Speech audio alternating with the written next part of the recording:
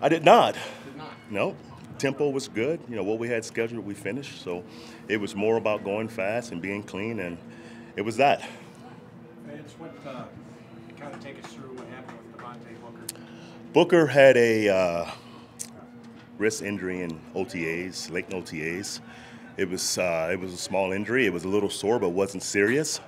So he went away for the summer and had trouble bench pressing. It was really sore when he braced the bar. So again, nothing of it. He's doing his camp physical on Wednesday, and it was still a little sore, nothing serious.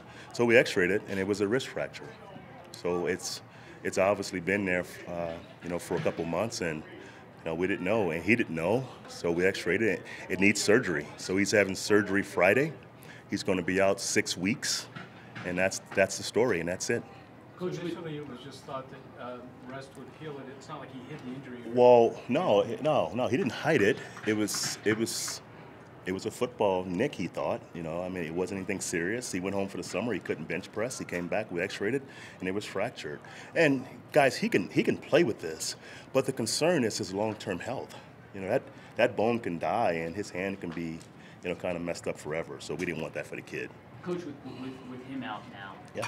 Do you see D'Angelo Henderson taking a bigger role with the first team? Do you see more of a role on Guy, CJ? guys, nothing changes. We're in camp. We've got 5 guys working there. Nothing changes. And I feel bad for Book because he's put so much work in. He's ready to make a push. He had a great spring. So, but outside of that, nothing changes for us. Where was the Derek Wolf today? Wolf had a stomach issue.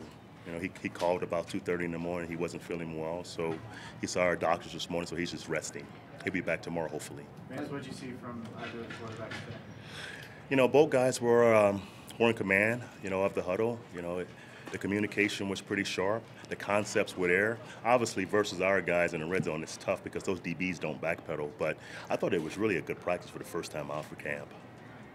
If you were to contrast how different their styles are, looked like Simeon worked outside the numbers, feels really comfortable with those kinds of throws. Paxton, he's willing to try to fit the ball into some tight windows sometimes. Well, yeah, he's got a big arm, so those guys with those big arms, they got to kind of find their way as far as,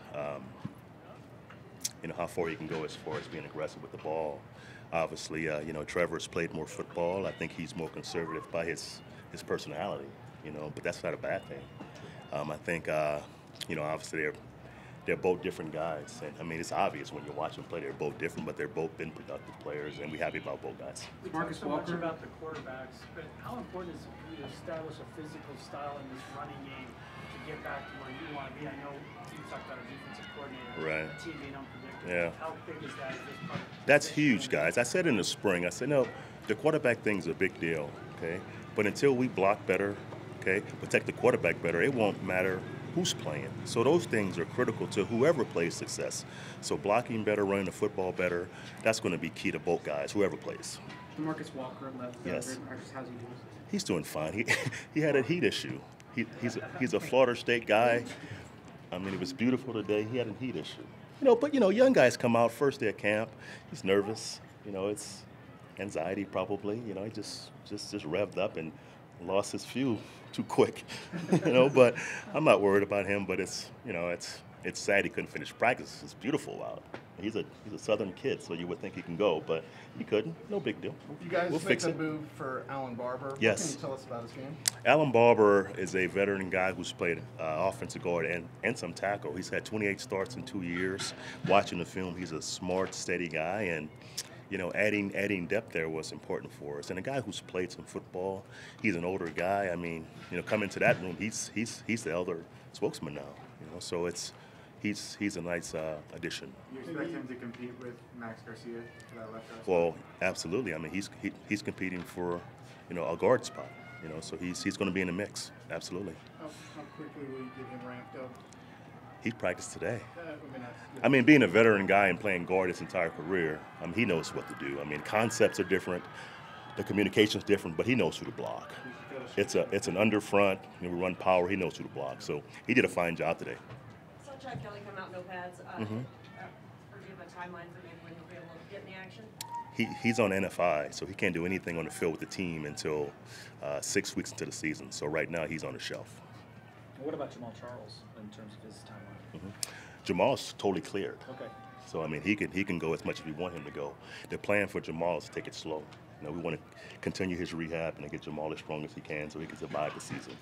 Vance, I know, I'm not saying DeMarcus did, but do you talk to the rookies and the young guys about skipping breakfast and all that kind of? Absolutely. I mean, you know, we have a guy who's in charge of the play nutrition. So he understands that, you know, having breakfast is important. You know, being hydrated is important. Sometimes these guys come from down south, and you don't sweat as much, but it's still dry. You know, I mean, you still can go. You know, as far as hydration, you can lose fluids here. You know, even though you don't sweat as much. So we'll fix him. You know, he's second round pick. He's ours. So we'll fix him. He'll be fine. Vance, how important are these first couple days for the quarterbacks, just seeing how they came back after the break?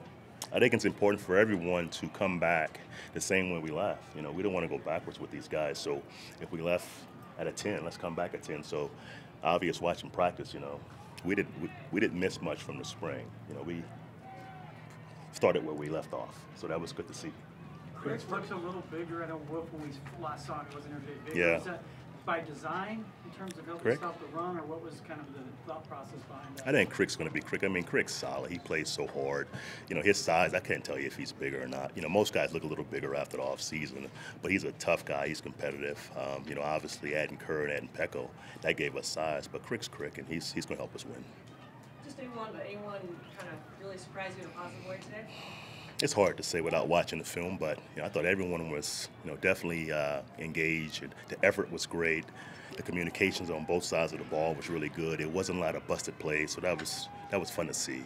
Vance, was there any point today, it's your first practice too, where you felt like, yep, I'm officially a head coach in the NFL? I guess so. You know, it's training camp. You know, it's my 16th, I think, training camp as a coach. So obviously being a head coach, that's a little different. You know, I'm trying to find my way around the field. You know, everyone breaks and goes to their spots, and I'm like, okay, where should I go? You know, I don't want to take over anybody's drill, but that's the hard part. You know, I want to coach more, but You find yourself. I have coaches to do that. Yeah. You know, but I want to get involved a little bit more, and I will as we go along. You'll pick your spots. Absolutely.